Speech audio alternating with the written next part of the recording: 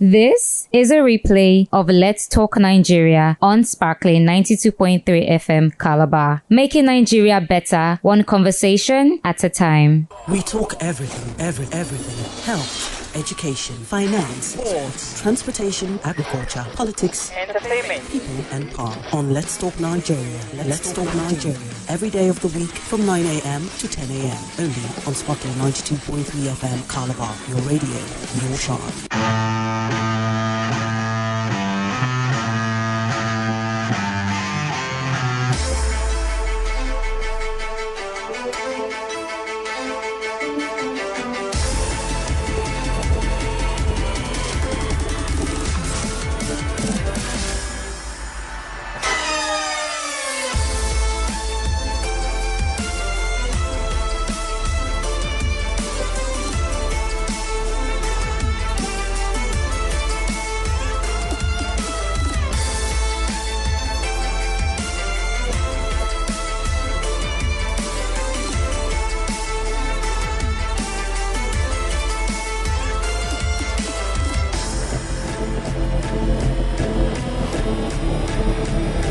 Good morning, beautiful people of crossover states, Nigerians.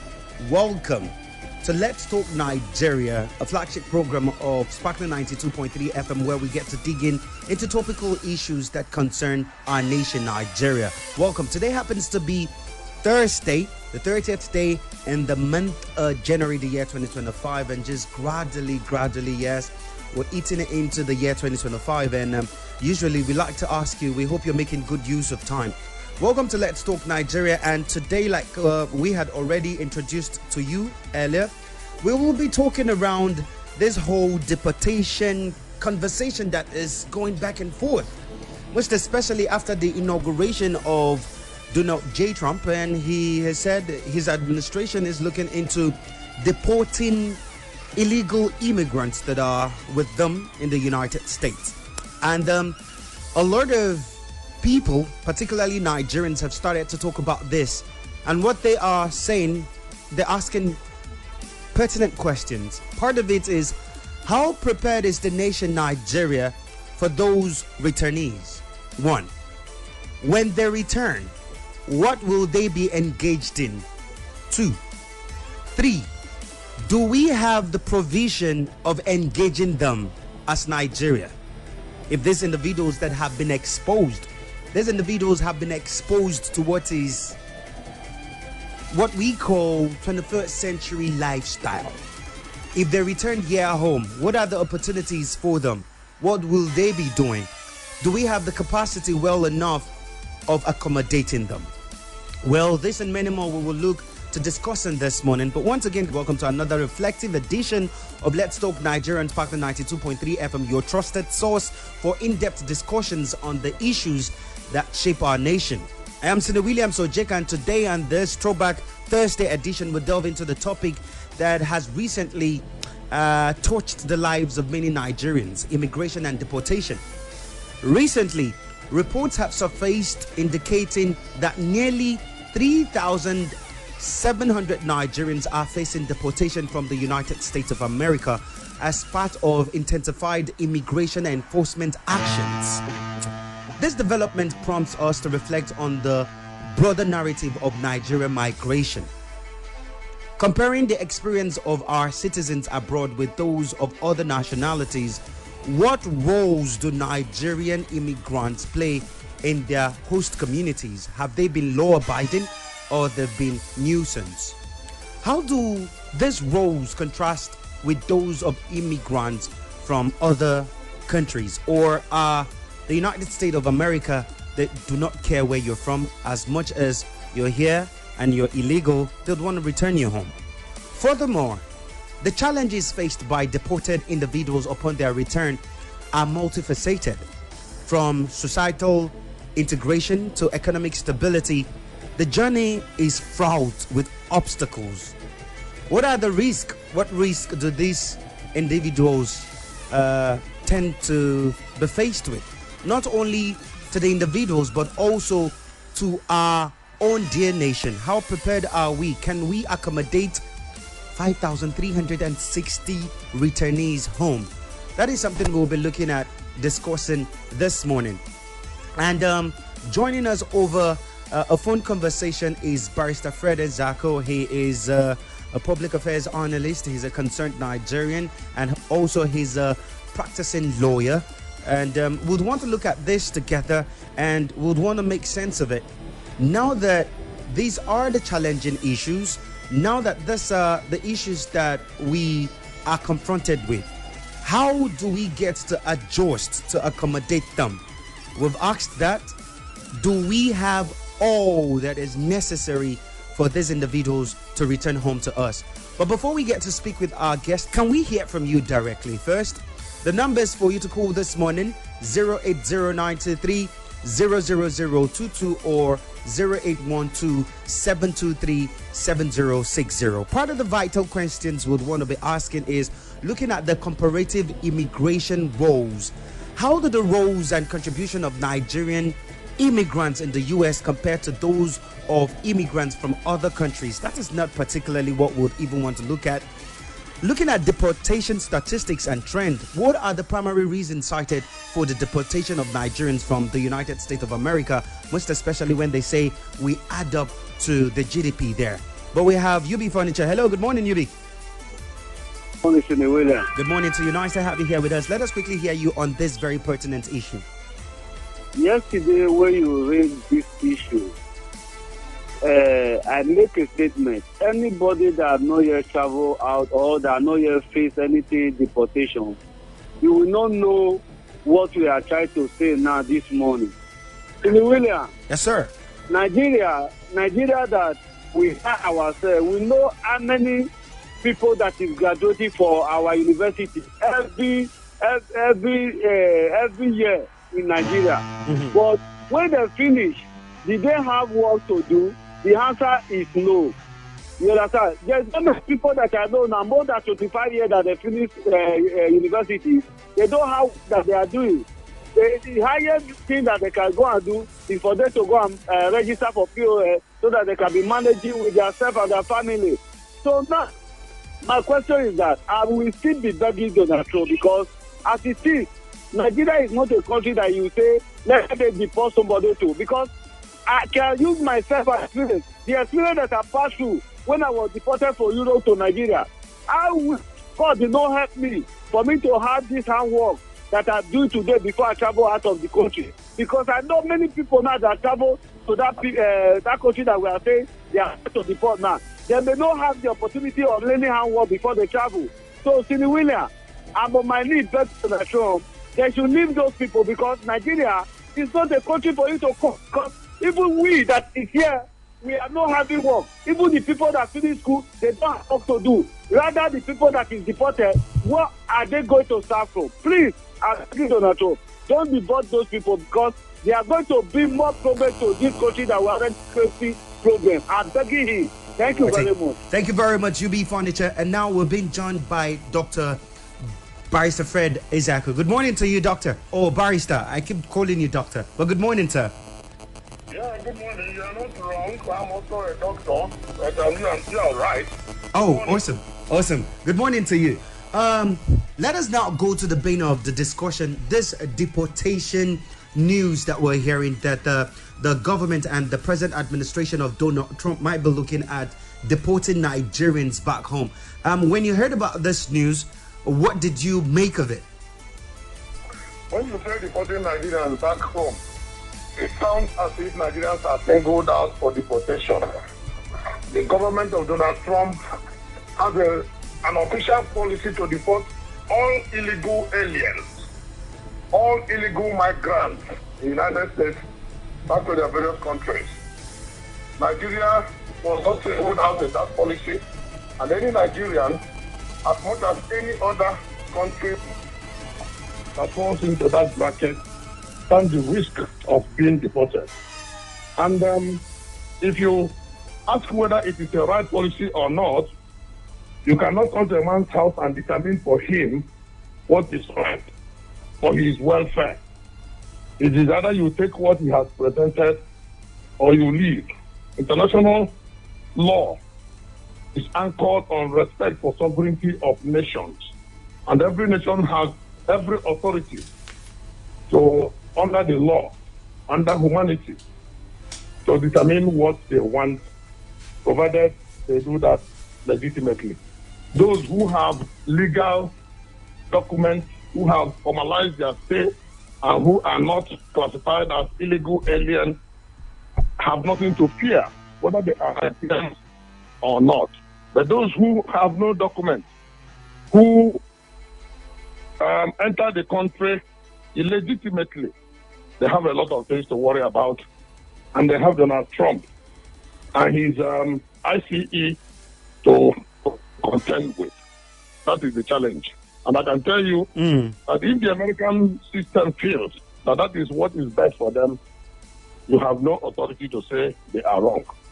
They know what is best for them, and they will do this. What we should be asking for, as a member of the international community, is to insist and demand that they do not mix banana and oranges, that they do not deport people who are officially, legitimately residing in that country.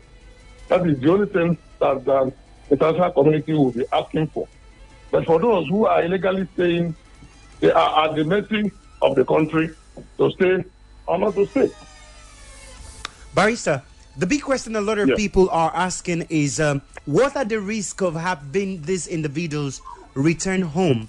Part of which is we know that now they are exposed to good infrastructure, they're exposed to a working environment. If they will be returning home, what might be the risk?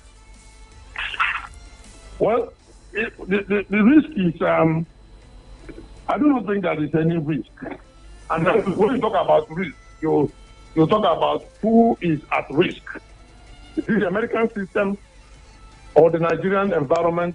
We now use Nigeria as an example because what has happened to Nigeria has also happened to other countries' nationals who are not legitimately staying in America.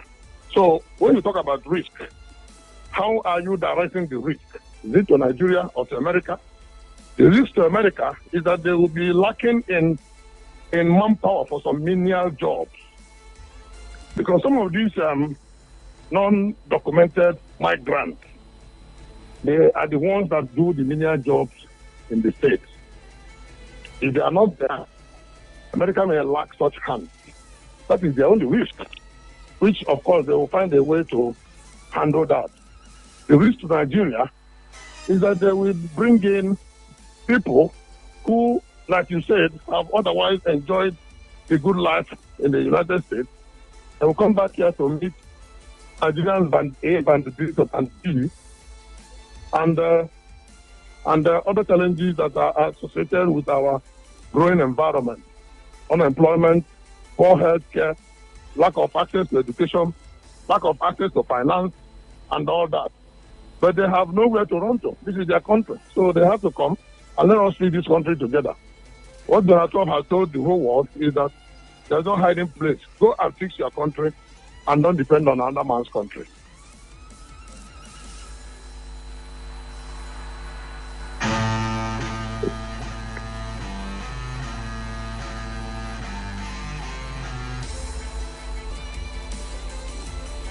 Good morning, sir. Good morning to you again. Good morning. We can hear you. Go ahead. My name is Tony, calling from Edmine. Go ahead, Mr. Tony. Williams, you see, this issue of deportation, I am a very strong supporter of that policy of President Donald Trump. Let me paraphrase a statement made by Albert Einstein and liken it to the Nigerian situation. Albert Einstein says that Nigeria is a dangerous place to live in, not because of people who are evil, but because of people who do nothing about those who are evil. And I want to think that it is also in that line that President Donald Trump talked about on Monday. If you listen to what President Donald Trump said on Monday, he said Africans who are migrating in their thousands to the U.S. are docile citizens who refuse to challenge their evil leaders. Rather, They want to run to America. And President Trump asked, if the French people did not challenge the evil leaders of the period, 1756 or so, if the Americans did not challenge evil leaders of their period, how will French or France and America be a peaceful, progressive, developed society for Africans to be running to settle? That means deporting Africans to go back to their countries to challenge their evil leaders. Just like Europeans and Americans challenge evil leaders of the time. And they were able now to have a society that is stable, that people are envious of. And we cannot keep praying. Nigerians in particular are always praying. So they should go there. It was not prayers that made good roads in America. It was not prayers that built hospitals in America. It was not prayers that built schools in America. Nigerians should go back. They prefer to pray instead of challenging tribal leaders. Let them go back and continue to pray. All righty. Thank you very much, Mr. Tony, for your points there. We will try to see if we can reconnect with Barrister Dr. Fred Nzeako, but before then, we're still open to more of your calls because we'd want to go on a very short commercial break. But then let us hear from you before we return to Barrister Fred. Hello, good morning. Hello, good morning. Alrighty, so network has just been a thing and it is making me look a little bit disjointed and disorganized. I'll go on a very short commercial break, and when we return, we would have by that time reposition ourselves to take calls from Barrister Fred Nzeako and also to hear directly from you. People will be right back.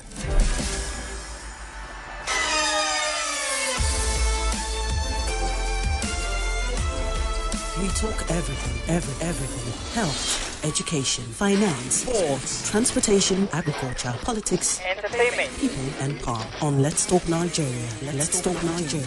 Every day of the week from 9 a.m. to 10 a.m. Only on Sparkling 92.3 FM Calabar. Your radio, your charm. For us here at Sparkling 92.3 FM, your radio, to be socially relevant means that we are in tune, literally connected to the burning issues of the society. You see the conditions of the economy today, and then you now try to insult our collective intelligence by telling us that there's increase in employment in the country. We know that is not true. It's a lie. That is fallacy. People actually tune into our podcast every day, not just to be informed, educated, or entertained by us. Talk to me. Now hungry, they catch me. Hey, hunger, they catch you. You don't drink water? I don't drink. I see Gary. No way. No very good. But also to be the agency that facilitates real change in the society. I beg, I take God pay you. Tell my governor to pay us salary, minimum wage. I beg.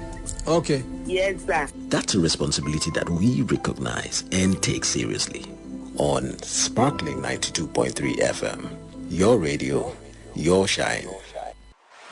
From the first beat to the latest hit, we'll brighten your day one song at a time on Sparkling 92.3 FM.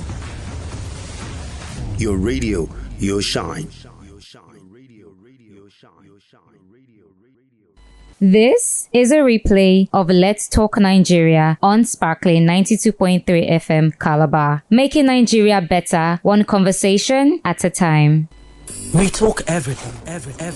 Health, education, finance, sports, transportation, agriculture, politics, entertainment, people and power. On Let's Talk Nigeria. Let's Talk Nigeria.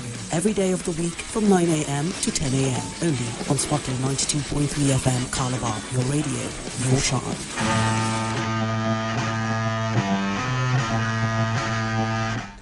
Alright, so welcome back, Nigerians. Welcome back. It is still Let's Talk Nigeria, broadcasting live on Sparkling 92.3 FM, your radio, your shine.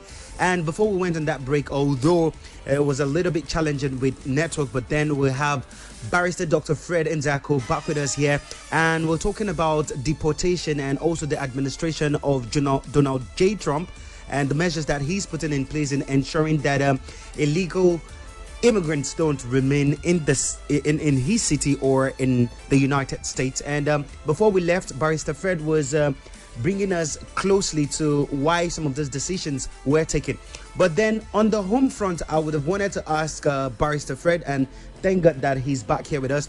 Barrister Fred, now my big question is, why do we have this amount of illegal immigrants in the United States that are Nigerians, because we want to be concerned about Nigerians. An approximate of about 5,360 have been determined to return home. Well, we have that large number for two major reasons. One is that Nigeria has very large population, and when you check the percentage of people that are migrating out of the country, in terms of percentage figures, it may be little, but in terms of number, it is large. The second reason, and the most critical and most important reason, is that Nigeria is not doing well as a country. All the indices of welfare are very low. Low level of employment, low income, low level of per capita income, low health facilities, low educational facilities, low access to finance, low enjoyment of life. Everything is low in Nigeria, essentially because of very terribly bad governance that we experience. And of course, in the past couple of years, when the tide has turned down badly, a lot of people are now trying to run away from the country. The Japa syndrome. Yes, there's international migration of labor, but it is different from a situation where people are running away from the terrible, hazardous economic conditions in their country. Another place where you see such migration is when a country is at war. Because when people try to run away from war situations, they run to where there is safe harbor. But Nigeria is not at war. So you now ask, why are Nigerians running away? Simply because of the hopelessness in the land. And naturally, people who want to go to where they feel that their life will be better, so that they will make meaning out of their existence here on earth. Those are the major reasons. And the whole world knows it. And that is why even the advanced countries, their leaders will pointedly tell Nigerian leaders that they should go and fix their country and stop taking away the money that is meant for development of the country to other land. Because what happens is that when you procure property in any other country other than yours, it is a leakage from the finances of the country. Okay. And such leakage is in multiple dimensions. Nigerians, especially those in government, take money that is supposed to be used to develop the country and go to purchase things that some of them don't even need. Properties, investments, businesses, and all that in other countries. Leaving Nigeria to become only a graveyard, like as described by a Russian president, that Nigeria is only a graveyard of Africa, essentially. It's a graveyard of their leaders. Because when they want to go on holiday, they go abroad. When they want to invest, they go abroad. It's only when they die that they are brought to Nigeria or to Africa. Therefore, that if Africa is not good enough for investment, it's only good enough as a graveyard of African leaders. It's a very big insult that should excite the thinking faculty of all leaders in Africa, especially Nigeria, that is prided as the giant of Africa, that is the largest black nation in the world, and Nigeria is supposed to set the pace in leadership and in African renaissance. But what do we see today? We see a situation where our leaders are not even doing what they should do to Nigerian people, not to talk of setting the pace of leadership in Africa. So those are the reasons. So it is not perfect. Okay. Everybody knows. Everybody knows. Okay. While I'll be waiting to ask you another question, let us hear from Mr. Charles here. Hello, good morning, Mr. Charles. Mr. Nzeako, good morning. Good morning to you, sir. Very interesting conversation. This is what we've been talking about for years. If you live abroad, you will know the good that Donald Trump is doing to Nigerians, Africans and Nigerians in particular. It has gone to the extent where Japa has now been accepted as a terminology in Oxford Dictionary. What does that tell you? It tells you how popular people are leaving their country. Those of us who have lived in different countries, living in Africa, you call in every family, you call all your class, try to speak to your classmates. Everybody is abroad. And I keep asking myself, don't we have a country? Why must we only live abroad to be happy? You ask an African, where is Peter? Oh, Peter is abroad now. Is that a job to be abroad? Is that an achievement?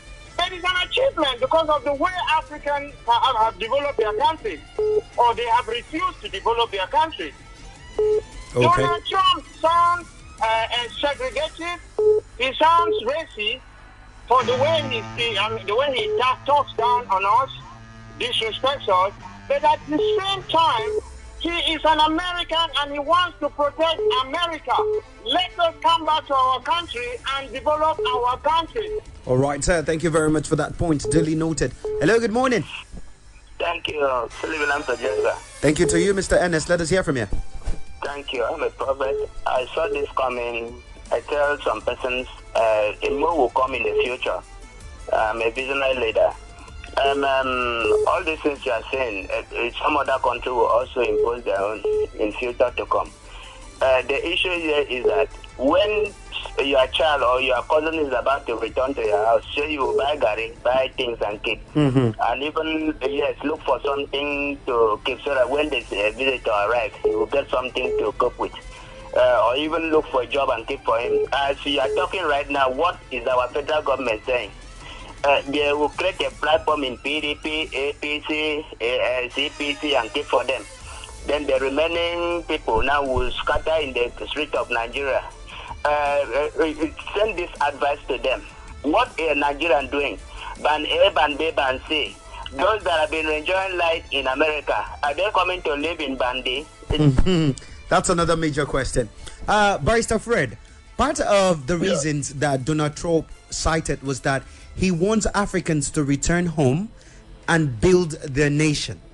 I'd want to ask, the people he's returning home are illegal. So how are we sure that they will return home and build the nation? They have nowhere else to go apart from going back to their home. If they come back and they reorganize again to travel, they also meet brick wall in another country. Of course, it is very clear that they won't try to enter America because American environment is not receptive of their illegal entry. So they may want to go to another country. And what is confusing to tell Nigerians is that we have every need to make our home very, very conducive for human development and the enjoyment of life. Because it is nobody can develop this country apart from Nigerians.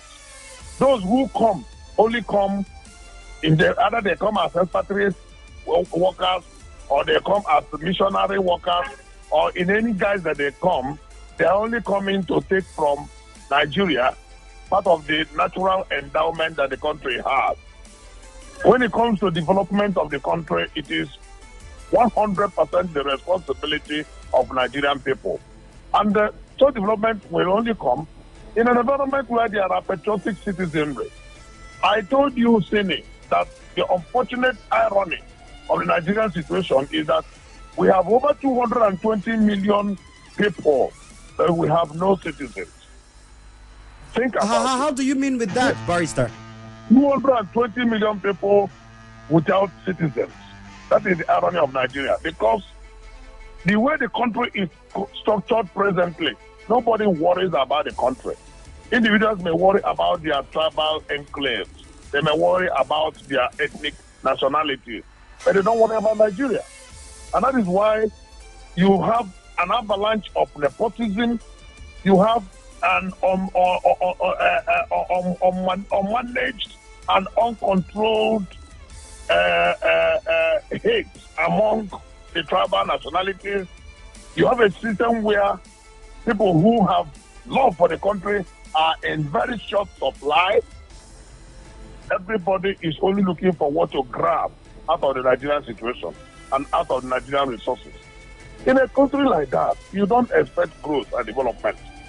And that's why when Chief Obafemi was said that Nigeria is a mere a mere geographical entity, we thought that many years down the line, it will be able to fuse as a nation state. So Nigeria, even after 60 years of independence, has not been able to fuse as a nation state. So it is a ding-dong affair that the country is swinging like a pendulum between north and south without gathering any moss in the middle. What we should be worrying about today is how do we make this country a nation?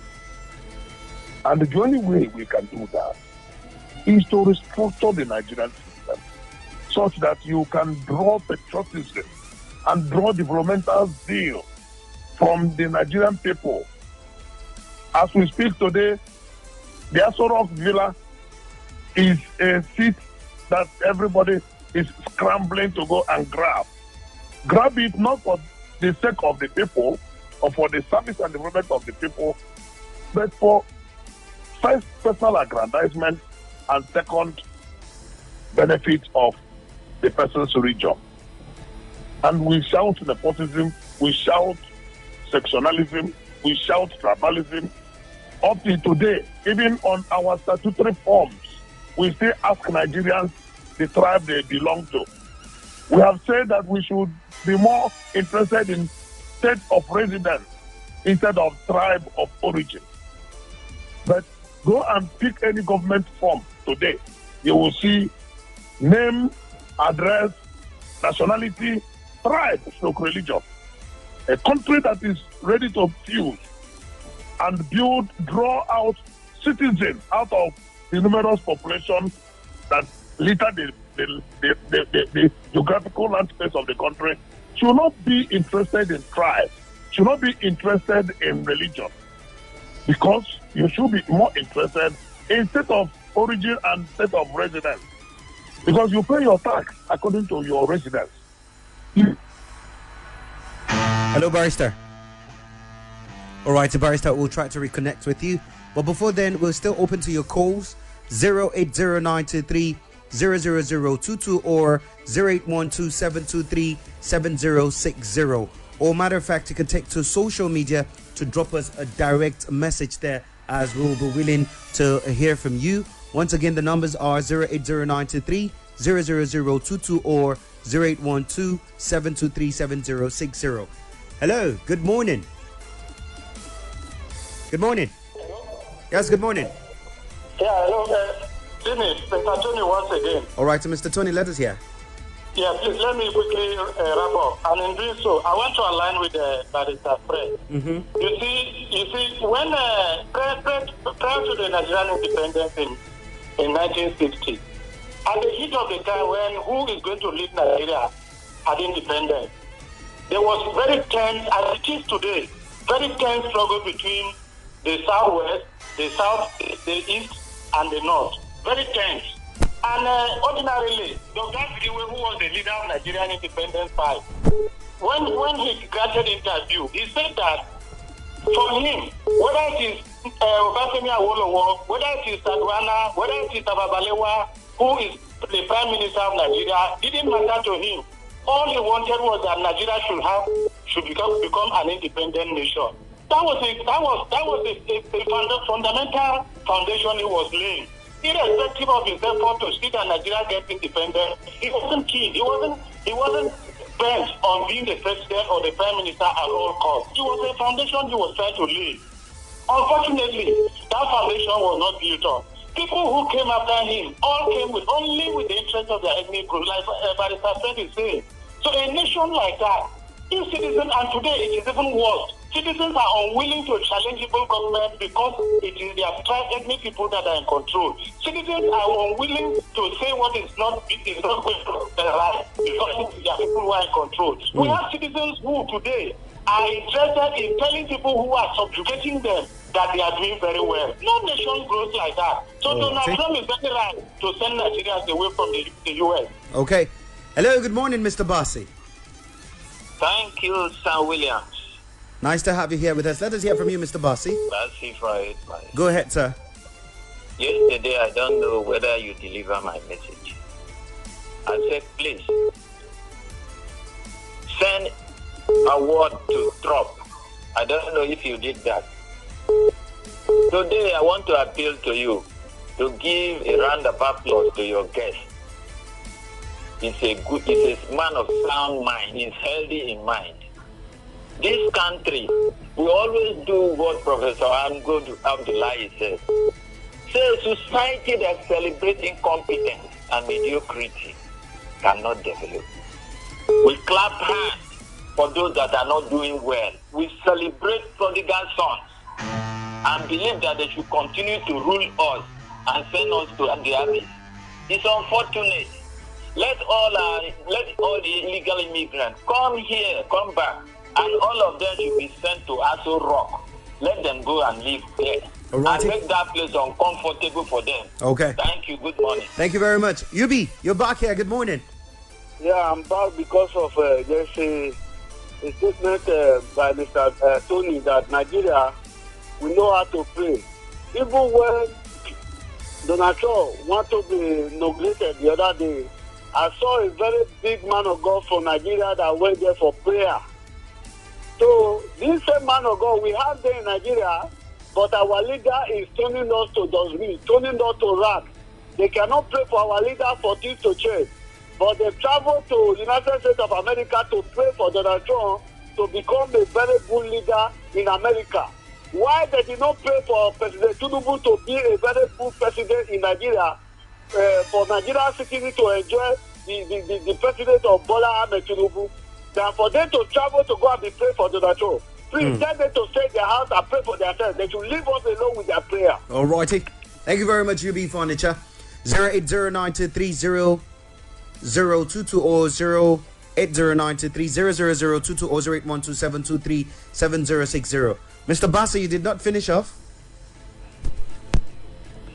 Prayer. Reverend Dr. Mike Murdoch, he said, I don't pray to God for things I can do myself.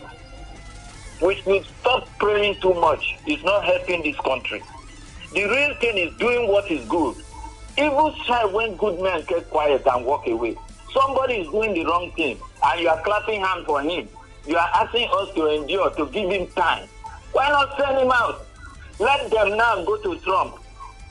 See whether any African leader with affidavit certificate can go to Trump now. He's cleaning up the place. No satanic, no dirty leader will go there. Good morning. All righty. Mr. Bassi.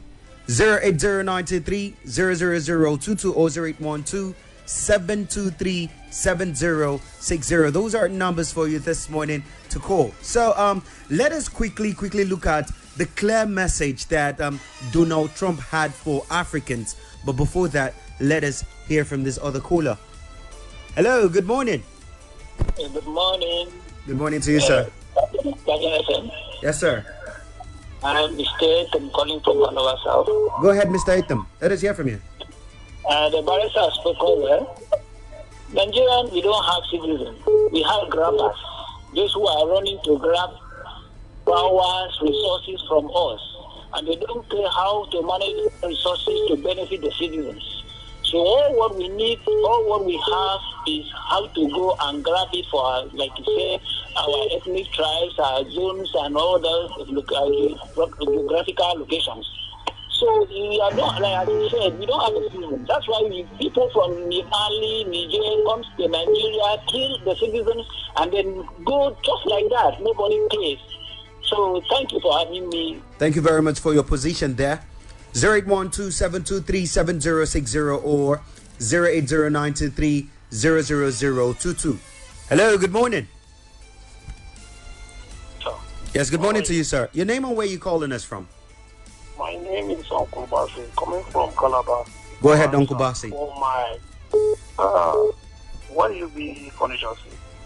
I want to let him to know that every good thing remains in white man country.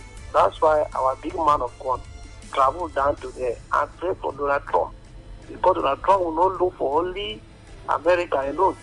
Donald Trump is an all-nation president. You understand? Okay. Our own year, even if you pray for our own year, Our Tinubu cannot even to change his mind. The way he talked to Donald Trump will know something about each country. Talking about country. Talking about country. All right, sir. Thank you very much for your position. Hello, good morning, Dr. Henry.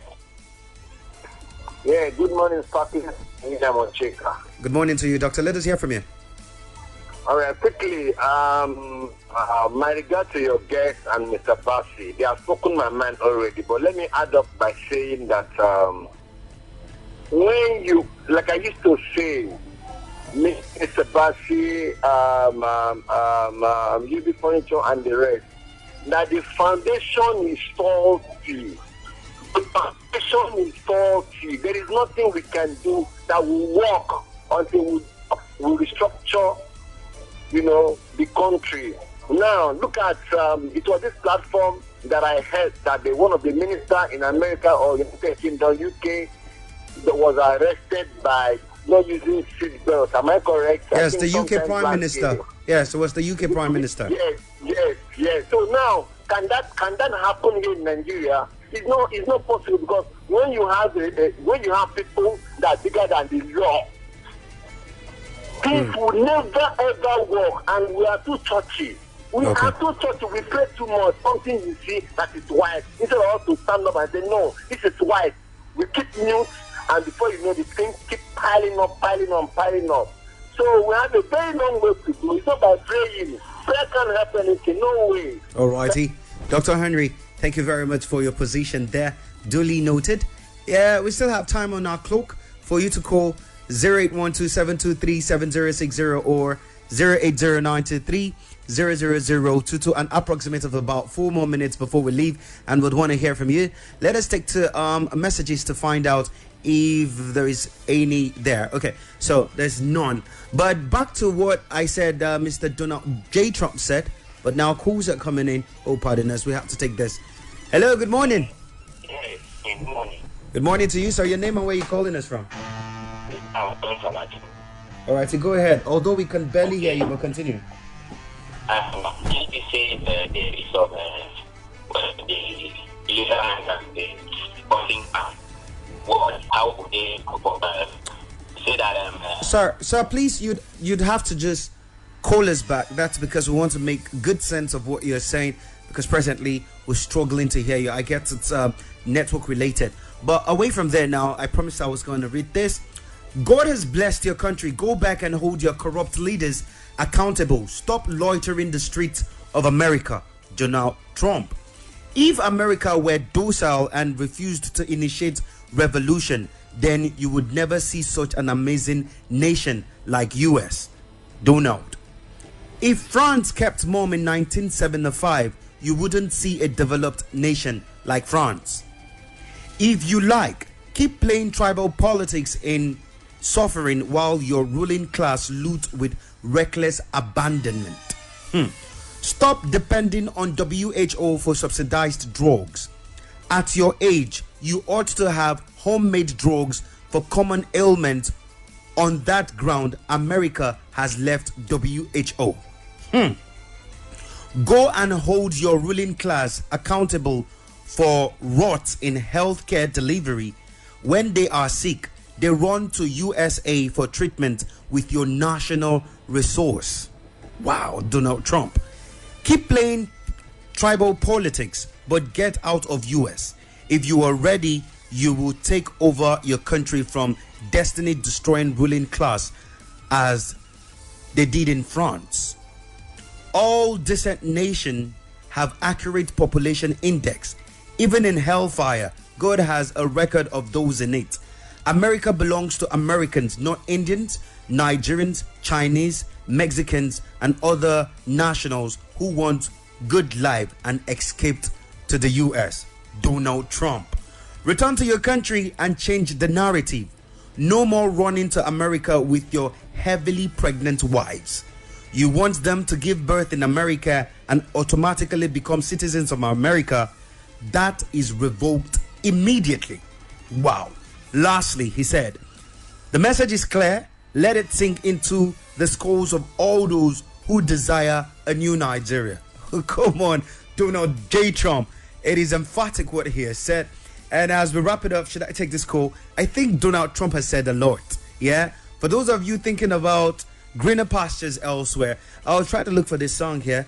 I think it was from Bob Marley, The Grass Ain't Greener on the Other Side. The grass ain't greener. Oh, no. That is the South African. Yeah, that song. What's his name again? I'll try to remember his name. It just skipped me. Anyways, though, beautiful people of Calabar and Nigeria, this is where we draw the curtain. And we're saying thank you very much for being a part of this. Well, as you consider to Jakpa, what capacity have you got? Your papers, are they intact? Yeah? Ensure you're legal in everything you do. That is exactly what we say here. We can all come together, decide on how to reposition Nigeria. Electoral laws, security-wise, industrially, infrastructurally, and what have you. Which is even in governance and in politics, we have to. It is 2025. I hope you guys understand that this is the 21st century. Some of us are still acting like we're still in 1999 when we got introduced to democracy. Let us all do the needful. Sina Williams Ocheka, Sparkling 92.3 FM. We're doing the needful. That's why we're in service. Verifying all the information before we pass them out. It's part of it. Yeah? We're saying thank you. Tomorrow is another opportunity for us to come here and talk about how to reposition and take Nigeria to the next level. I'll do mine. Do yours, and Nigeria will become a better place. God bless you all.